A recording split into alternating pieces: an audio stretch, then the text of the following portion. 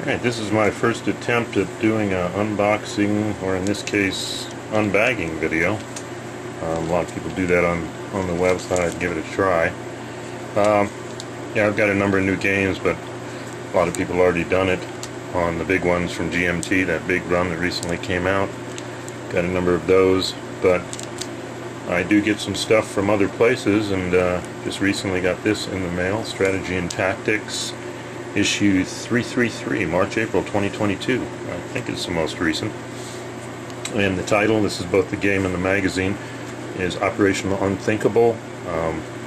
Plan supposedly that Churchill came up with at the end of World War II in case we had to attack the Soviets. I think this battle is also, there's an Operational Unthinkable by, I think Hollandspiel. And there is a 45 option in the SCS, I think it's Cold War. So, I actually have both of those. But this one is a new one, now covering Operation Unthinkable again, Strategy and Tactics. So, I'm going to go ahead and take it out of the wrap here. First time I've done this. And let's take a look. We got the magazine, that's pretty good. We'll go through that in a second. Game catalog, put that off to the side. Pretty straightforward with these Strategy and Tactics. The rules are in the magazine. And then here, we'll try and look at this later. We've got both the map and the counters. So, put this off to the side. Let's look at the magazine first. And again, it's going to have the rules, but it's going to have a number of articles in it too. So just kind of paging through it here. Yeah, stuff for sale. Strategy and Tactics Quarterly, good stuff. And then here we've got the articles that are in this issue. Obviously an article on Operation Unthinkable and Churchill's plan. And it looks like they have the Battle of the Crater from the Civil War, where they went in the crater instead of around it. And I think they swapped the troops out early too. That was why it didn't work. Italian Thermopylae, First Battle of Monte, Grappa. Never heard of that one. Oh, 1917. Okay. And then a Mongol Master of War. I'm probably going to mess this up. Saboodle. Alright. So, sounds like some interesting articles. Flashpoints, Ethiopia, looks like current events. Turkey, Syria, Icebreaker, U.S. carriers at risk. Sounds like that's pertinent nowadays.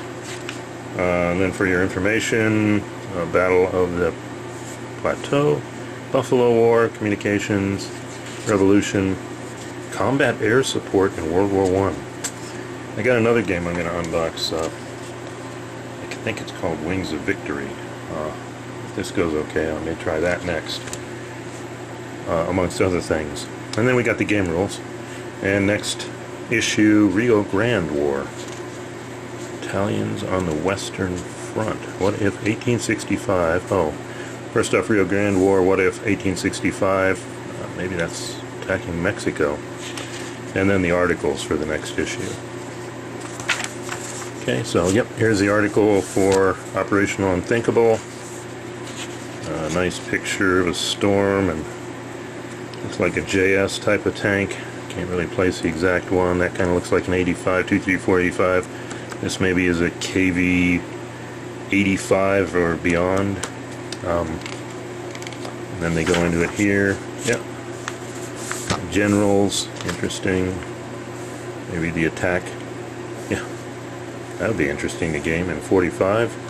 Before the big drawdown, before everybody withdrew their troops on the US and UK side, well, they still have the army there, like Patton said. Let's see if they can pull that off. It gives you the balance of forces here, and it looks like, well, this looks overall. Anglo-Axis have about a tad under 1 million less. Interesting, they actually had more tanks, if this is correct, and much more motor vehicles, since probably the Soviets got it from Lend-Lease. Nope, there's artillery though, that's where the Soviets rule. And combat aircraft. Probably be a battle, but they'd get air superiority. So if I mean, based on these balance of forces, it's definitely not a lopsided Soviet advantage. It looks close. It could go either way. Picture of the Soviet Union and industrial complex. Well, I don't think this is a strategic war, so I guess this is giving an overview of what would be the manufacturing war. And this, ranges coming from, I want to say, Southeast Asia. China, nationalist China, India, potentially going after strategic targets. Okay, nice pictures. Joseph Miranda, he's the one who made this. And from the Elbe to the Oder, you got the rules here. Picture of the map. Looks pretty standard here. Attack, factor, defense. Oh, attack, defense. So movement must be common for the units. It's nationalities. Got mech and non-mech, so I bet you they divide up movement that way. Yeah, let's see. Historical abbreviations. I wonder if they give a start date. Maybe we'll see that later. I haven't read the rules, so just kind of looking through it. Well, got some Germans in there. Looks like they're going to call in some Germans for help. Repatriate or whatever. Yeah, and then we have turn sequence. Pretty, let's see. Allied airborne. Allied movement or combat phase. Looks like you can flip it. And then Allied combat or movement. Okay. Soviet movement or combat. Soviet combat or movement. Soviet reinforcement phase and Allied recycling phase. I didn't see an Allied reinforcement phase. And the Soviets didn't have an airborne phase. Okay. Yep, here's the move fight or fight move. Reinforcements and recycling. I guess that's what the Allies do. They don't get reinforcements, they recycle. Yep. Recycling eliminated units. Stacking, let's see what it says here. Both players are allowed to examine units. Stacking rules in effect. Let's see. Maybe I should have read through this. I don't see the stacking limit yet. Yeah, don't see it there. Probably need more light in here. Oh well, here we go. Separate stacking limits. 2.5 divisions for the Allies. Brigades and regiments count as half. Allied Airborne Corps cannot stack with any other unit. Looks like they're concentrated as a full corps there. Oh, German. Interesting. German units only in a stack and it can die in conjunction with other German units despite being part of the UK. Okay. Doesn't look like they're giving a limit there. Soviet is 2.5 core, so I would imagine that the Allied units are divisions and the Soviets are cores. We'll see that later. So it's zone of control. Let's see what we got here.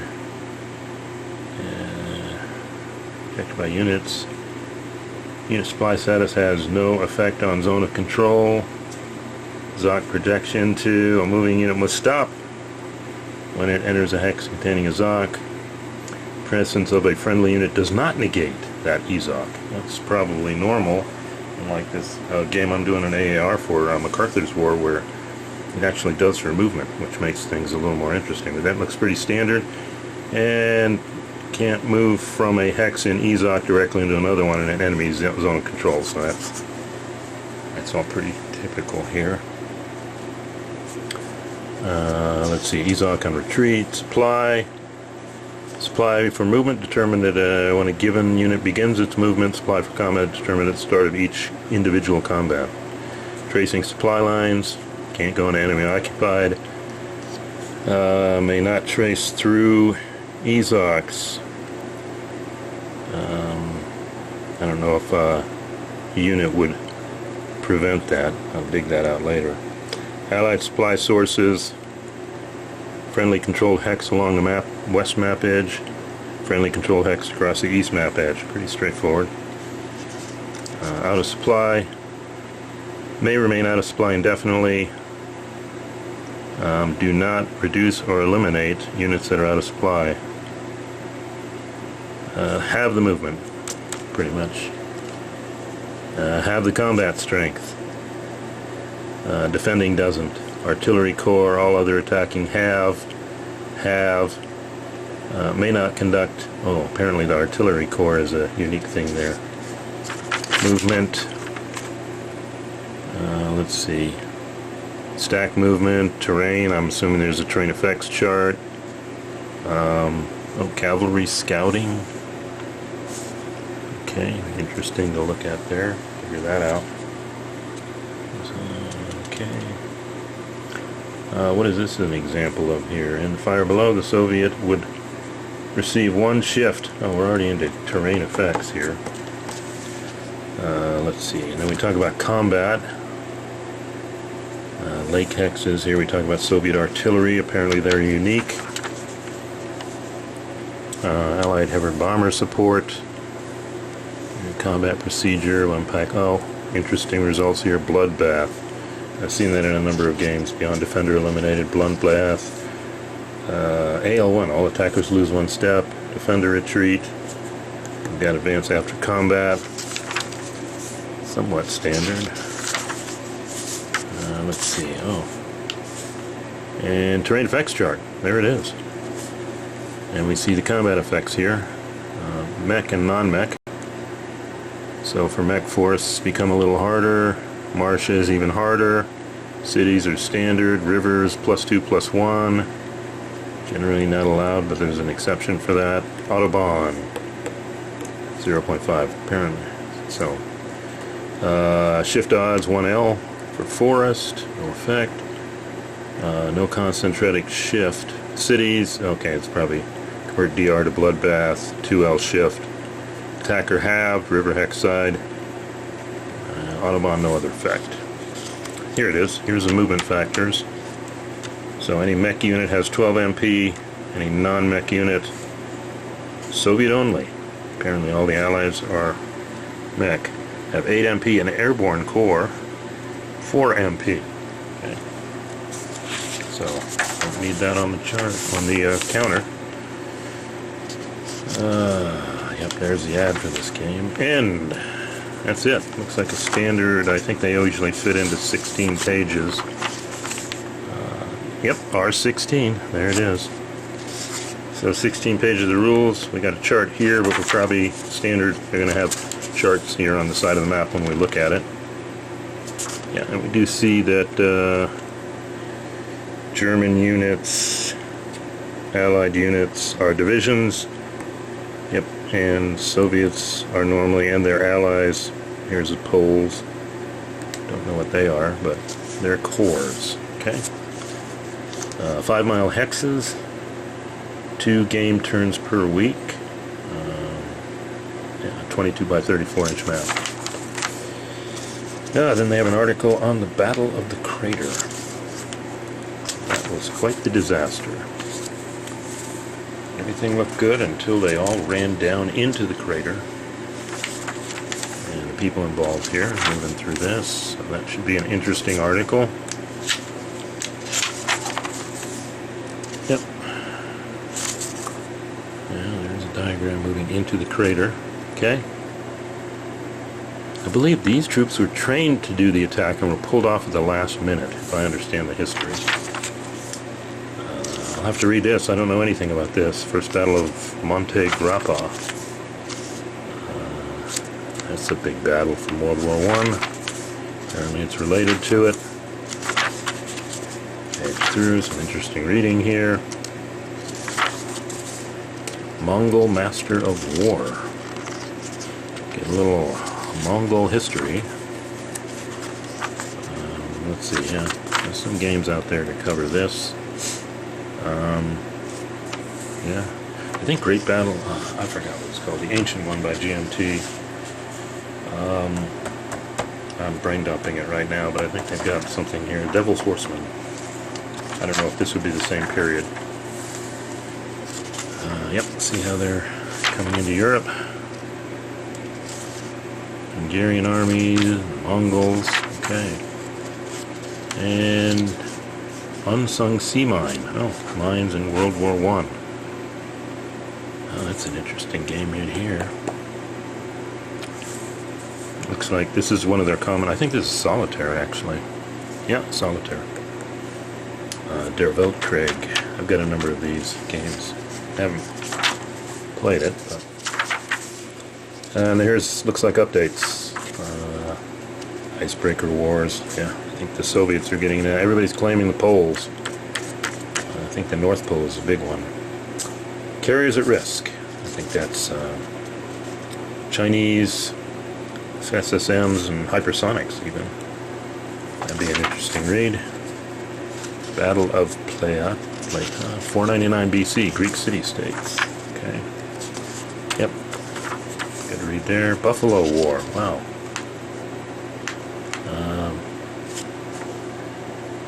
Yeah, a lot of Civil War generals, officers, etc. fought with the Indians before and probably after. Something about communications, Flying Circus, a new card game, World War I air combat. And now they're communication in World War I, probably radios and planes, military biography, feedback, the whole Weltkrieg series. And one of these days I need to get into that. And looks like some more ads here at the end. Wow. 200 issues to go. Battle for Baton Rouge. Interesting. Winter War. Yep. Yeah. New game across the Suez. Bulge. Alright. And Napoleon. Their next quarterly's on Napoleon. Wow. We're doing a AAR with OSG's Library of Napoleonic Battles. Currently doing Quatre Bras. Look at this as a reference. So, hopefully I won't miss out. Alright, so that's the magazine. Some interesting reading there. We'll put that off to the side here. Actually, we'll probably put it off to the side here. And then let's take a look at the counters. See if I can do this right. With my, yeah, I think we saw it in the magazine, so I'm not going to spend a lot of time on it, but yeah, it looks like all the Soviet-related troops are going to be, and their allies, Eastern Europe, are all core. 6.5s, 10.9 armored cores. These are some kind of reconnaissance cavalry. Here's the big artillery. Wow, 18.1s. That's why they probably have special rules. And got some interesting units here. I'd have to look them up. But looks like lots of 6.5s. And then the armory is approximately the 10.9s. And that's attack and defense. And come over here and we look at the, let's see if I'm doing this right, the allies. I'll just call them the allies. And they are, on the whole, a bit stronger. Not as numerous, but stronger. Which sounds kind of about right. And then down here, it looks like, got some Germans. I believe they are. I'd have to go back and look at the game to see, but these may be German units that are called up. And the Airborne Army. Two separate corps, and this looks like they're combined. 1st, 18th, and then maybe combined. For a big drop, looks like we got some air power, and they are two-sided. Oops, losing counters, that's always a danger nowadays. Well, it doesn't look like the Soviets have two steps, based on these backs, so, but the Allies do. That's interesting. So, see how that plays out. I mean, at first I'm a bit cynical about any advantage or chance for the Allies to win, but I mean, based on those values we saw in the magazine, who knows, it's a possibility. Okay. So that's the counters.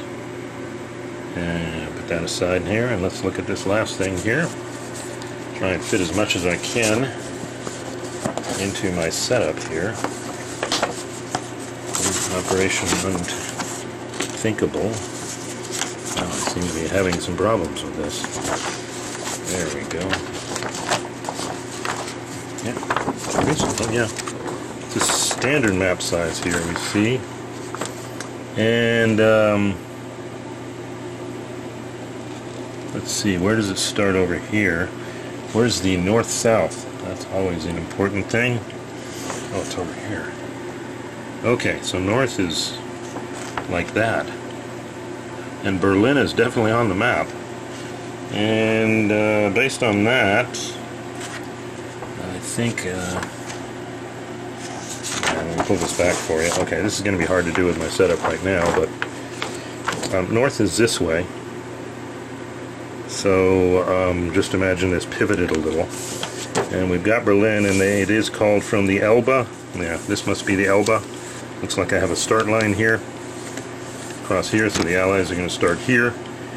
And then they'll move, across the board to the Oder, which is where the Soviets stopped before they did their assault. Looking for the Oder here. Hopefully I'm pronouncing these words right. There's Potsdam, big Berlin, Dresden along the Elbe down there. So yeah, looks like the goal here is for the Allies, without looking at the victory conditions, to drive across here and potentially get all the way to Berlin. The map looks good, no complaints. So, reasonably good graphics, open space. Let's close it up here and look at the charts real quick. Let's pull that down. Yeah, here we've got the movement costs, we've got the combat effects, good stuff. Combat results table. Let's see if we can see that. Yep. DE Bloodbath, DEDR Bloodbath. And then we get in 2-to-1. So it looks like once you hit 3-to-1, or 4-to-1 actually, I'm not going to get bad results for the attacker. So that would be the goal. But even down to 1-to-2, you can still get bloodbaths. Less than 1-to-2, get automatic AL1. Odds greater than 7-to-1, get automatic DE. Well, that's a good way to assure you're going to win the battle. Let's see what we got here. We got the chart. We kind of looked at this already. I think it was in the game. Let's see. Sorry, I'm not adjusting things on the screen right. And then over here we've got the different types of terrain: clear, forest, marsh, city, Autobahn. I see no mountains. I see no rough. Okay, that's interesting. 8 turns, and another combat results table there. Okay, so looks like an interesting game. I'm pretty sure there's a vassal module out there. If it isn't, I'll scan this and make one. But they're pretty good at that, having that ready. Well, I know because I make vassal modules for playtesting for decision games, so I know there's probably one out there. So, alright, well, looks interesting. Hopefully you get this on the virtual table. I prefer vassal. And then maybe get some stuff up on YouTube. So, thank you much for listening to my first unboxing / unbagging. Apologize for any technical issues, maybe not showing it on the screen or not. I'll try and get better going forward. So, otherwise, stand by. Got a number of games in the queue. Not the ones maybe that have just come out recently that everybody has, and there's a lot of unboxings. I'm going to try some that aren't necessarily up on YouTube yet, but could be interesting. So again, thanks for listening, and we'll see you at the next one.